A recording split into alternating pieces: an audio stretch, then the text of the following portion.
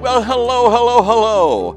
You know, it seems every time that a department or the school wants to have a little bit of history of Old Perry High School, they call Louis. And I wonder why. I wonder why. Well, because I retired after 56 years of teaching and directing here at Perry, and I'm always welcome to come back to my beloved Perry High School. I am a Panther in and out. They want me to talk a little bit about the old Achievement Banquet Club and how it turned into the Top 25. At first, we didn't have this, what we call now the Top 25, or what we did when I was here, the Top 25 Banquet. We first had what we called an Achievement Award or Recognition Banquet, and we recognized the 10, 11, and 12th graders. We didn't have freshmen here then. And we recognized their achievements and whatever. And the banquet, remember, was held at Edison Gym. Visualize that Edison Gym with all those tables and the cooks in the back, because it was a sit-down dinner, and how warm and hot it was. And we all wore ties, and oh, it was miserable, but we went through it every year.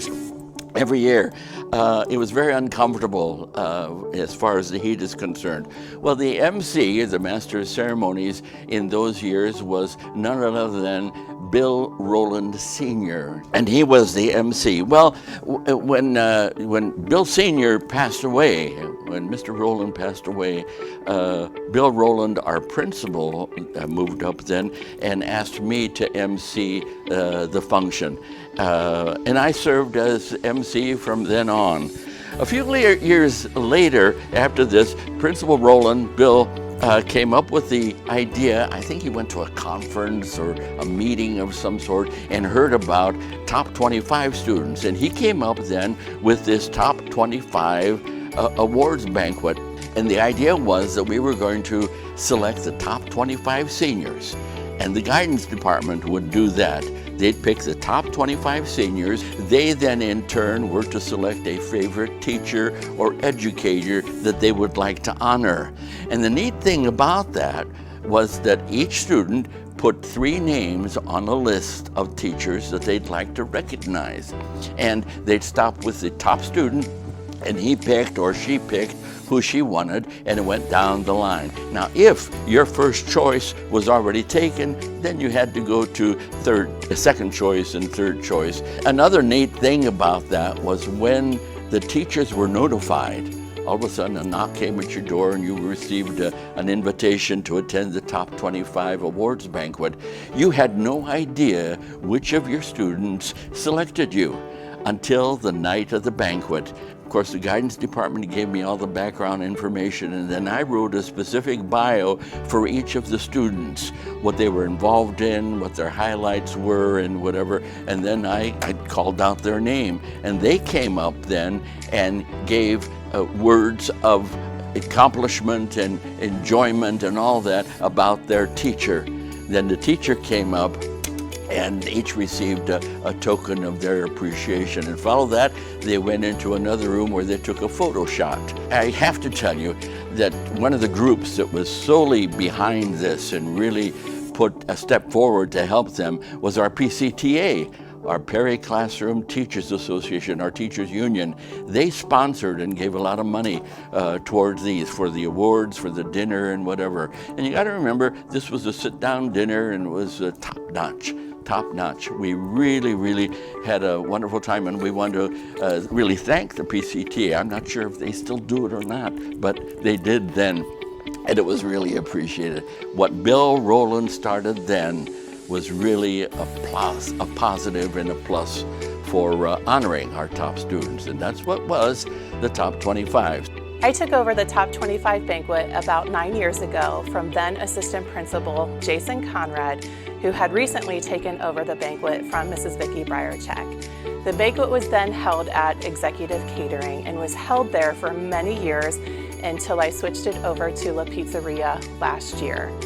two notable events that happened during the time that I was running the banquet was the big change from top 25, which was the traditional valedictorian top 10, and then students were ranked by weighted GPA, and the district changed to the typical more collegiate style of the cum laude system.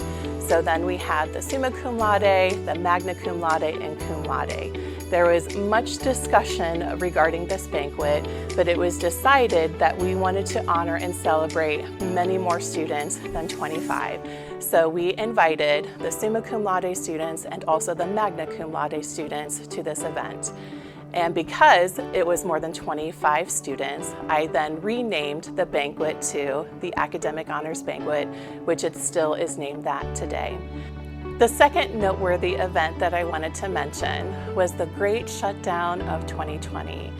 And as an admin team, we were very committed to thinking outside of the box and making events virtual and trying to figure out ways to make our traditional in-person events special for our graduating 2020 class and by making them virtual.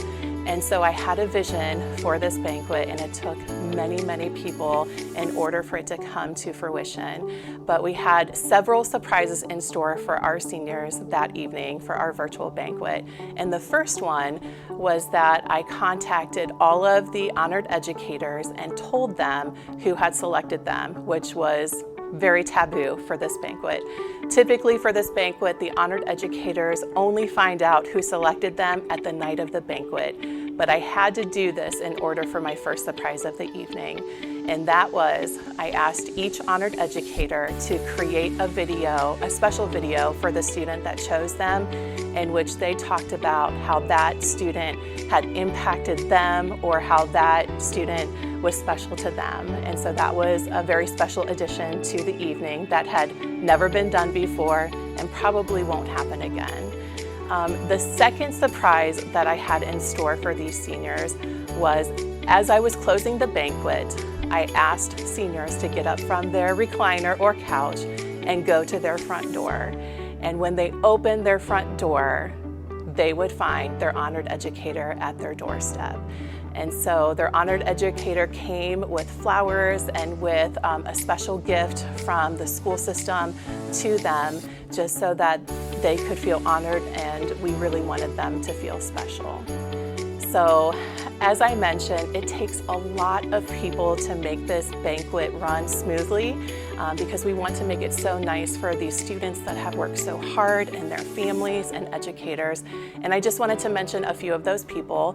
Of course, we have our MCs that do a lot of work the evening of and also prep work. We have Mr. Matashoni, and also when he decided to retire from the banquet, I asked none other than the state award-winning speech coach, Mrs. Kathy Patron, who took over. Also, some noteworthy people that helped me edit essays and type the essays to make it into the plaques that you see here today. Mrs. Shannon Fisher, Mrs. Lee Doubt, Mrs. Debbie Worsler, Mr. Kevin McDougall, Mr. Keith Brown, who was instrumental in the 2020 virtual banquet. Without him, it would not have happened. And Dr. DeLillo's story. I even got my mother, former English teacher at Edison, Mrs. Roberta Lentz, to help me write biographies and edit essays as well. And last but not least, I cannot forget my right-hand gal, Mrs. Cindy Savage, who helped me with pretty much everything Academic Honors Banquet. She retired about 2 years ago, and Mrs. Terry Thomas took over her position and was a huge help to me last year. Students, teachers, parents, congratulations, and I hope you enjoy your evening tonight, and then that brings us up to today. This year is the first year that the Academic Honors Banquet has been held at the Pro Football Hall of Fame. Knowing how hard students work to attain this achievement, we thought it fitting to host this event at a place where all-star athletes are recognized. Tonight, we recognize all-star students. The history of this program, as outlined by Mr. Louis Matashoni and Ms. Hope Cantrell, is not lost on anyone. Perry has always valued traditions, and this is one that will continue to live on. This year, a few things were changed. Students were allowed to recognize the same teacher. Tonight, we have a number of tables that include more than one family. Students will also receive an award that can be displayed as a reminder of their great high school achievement.